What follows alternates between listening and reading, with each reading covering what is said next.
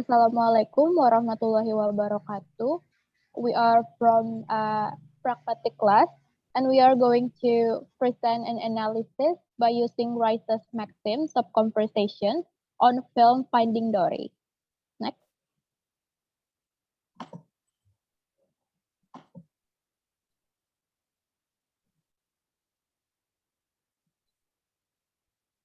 And the member of the group is Delfisea Cahya, Rima Febrina, and Vita Erryanti.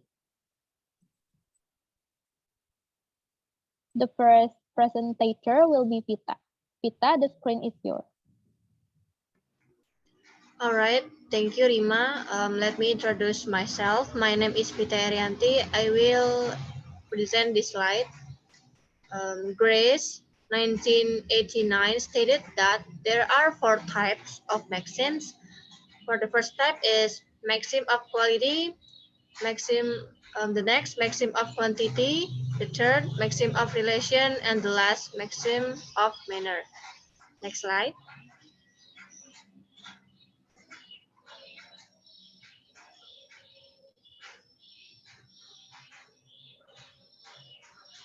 All right. In this analysis, we analyze the movie Finding Dory 2016 by applying the 4 floating of maxims. For the next slide will be presented by my friend. Thank you. So I'm going to continue the presentation. I will explain the floating maxim of quantity, the first type of maxim. So Cutting 2002 states that floating maxim of quantity occurs when a speaker gives too little or too much information. In other words, the speaker may give information not as it requires. So the first example from the dialogue of the movie, the first one, Dory says, "Hi, I'm Dory. Can you please help me?" And Whitefish replies, "Oh, hi, Dory. Dory, are you lost?"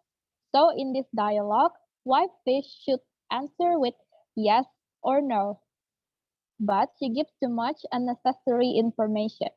And then the next example, Whitefish says, honey, you just said that."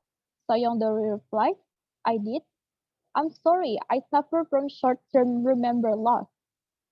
And Whitefish replies, "Oh, how awful."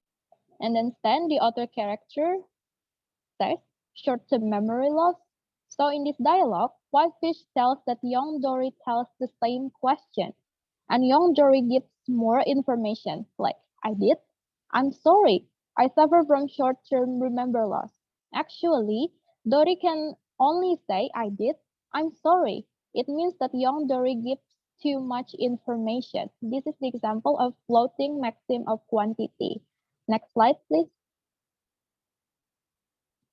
So there are other dialogue that can be found on the movie. The first one, Dory says, "Hi, I lost my family. Can you help me?" And Fish replies with, "Where did you see them last?" And then Dory answers, "Well, funny story, but I forgot." So in this dialogue, Dory gives more information instead of just saying, "I forgot," but he adds unnecessary detail. And then the next one, the next example, the female crab says, "Sure, honey, it's two left and then right. Simple." So as you can see here, Dory gives too much information using by too many words. Dory can just say, "Okay, thank you." Next, please.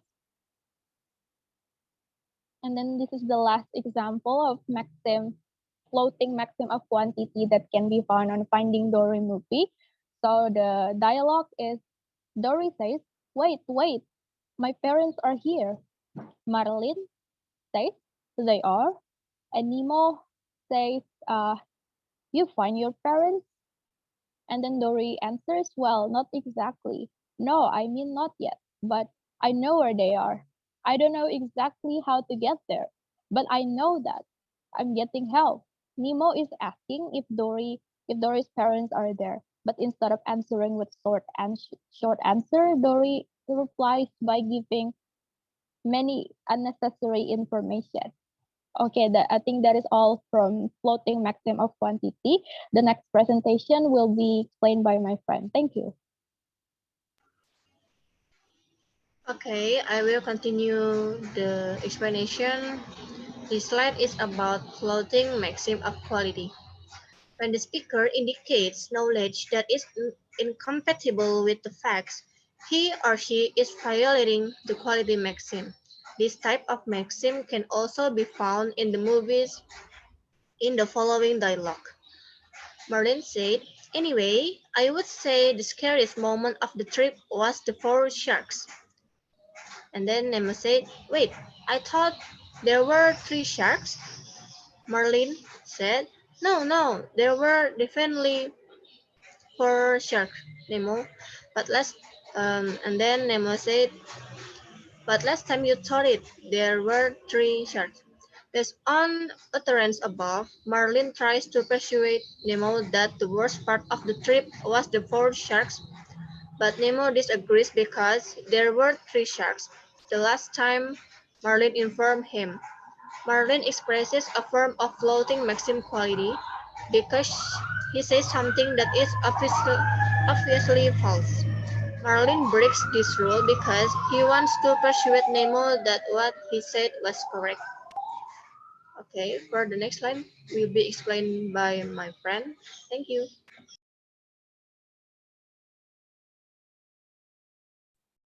Okay, I will explain about the floating maxims of relation. So, what is the maxim of relation? Thomas states that the maxim of relation is the maxim of relevance.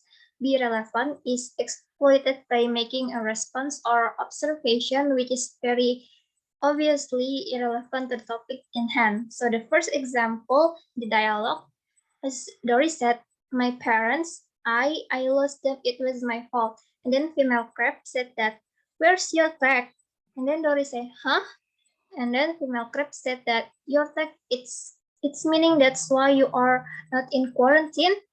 In this dialogue, Dory said that she lost her parents because her fault, but female crab didn't give a response to the topic that Dory broke.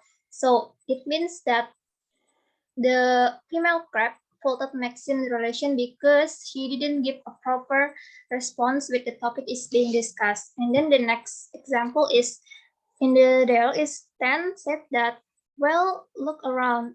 Oh, are any of these fish your parents? And then young Dory said, hi, I'm Dory. Can you please help me? In this dialogue, Stan tried to ask Dory about her parents, but young Dory didn't give a proper response to Stan's question.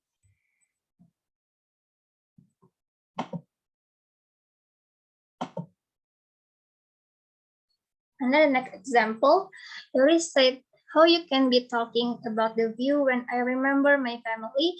And then Marilyn said, no, have done enough ocean travels. That part of our lives is over. The reason you travel in the first place is so that you don't have to travel ever again. So in this conversation, Dory told Marilyn that she remembered her family, but Marilyn gave irrelevant answer to Dory. He changed the conversation to avoid talking about Dory's family because he didn't want to travel ocean again.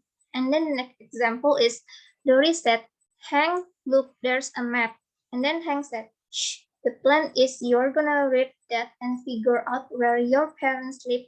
Then I'm on the truck to Cleveland, you got it? So in this conversation, when Dory said, Hank, look, there's a map. And Hank gave irrelevant answer to the topic because he wanted to end the conversation with Dory. And then the next example, Dory said, all right, I'll go with you. Excuse me, hi. And then Destiny answered, who is that? Is that Blue talking? So in this dialogue, Dory said hi to Destiny, but instead of answering Dory's greeting, she even asked a question. And then the next example, Dory said, Mom, Dad, where are my parents? And then Mel Blue Tank answered it, Dory, are you really Jenny and Charlie's girl? So in this conversation, Dory tried to find her parents by asking questions to all blue tank fish, and one of the blue tank fish asked a question too, and his question didn't relate with Dory's question. So, and then the next example, Nemo said that, Dory, are you all right? And then Marian also give a question, are you okay? And then Dory answered like, I was late. So in this dialogue, Nemo and Marian asked question to Dory about her condition, but Dory's answer was not related with Nemo and Marian questions. So I think that's all from me. The next will be explained by my friend.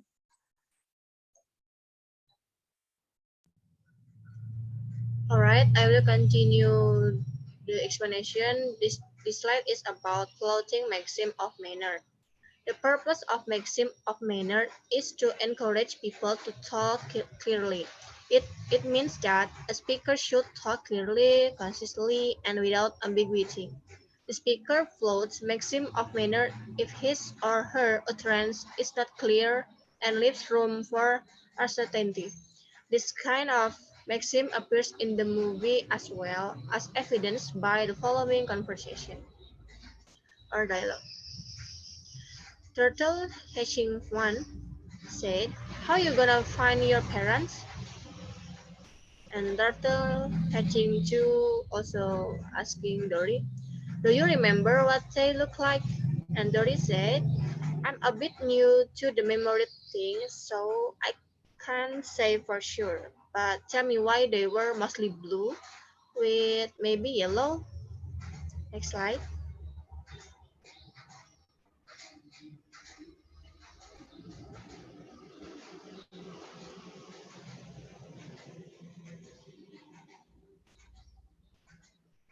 Do you remember what they look like? Turtle hatching to ask Dory in the discussion above regarding her parents' appearance. He is interested in Dory's parents' description. Dory should, in fact, respond yes or no. Dory, on the other hand, gave a cryptic response because she offered an oblique reaction to Turtle hatching too. He had broken the rule of manner. She broke this rule to attract attention since she needed it in this situation to draw attention of herself. That's all from me. Thank you.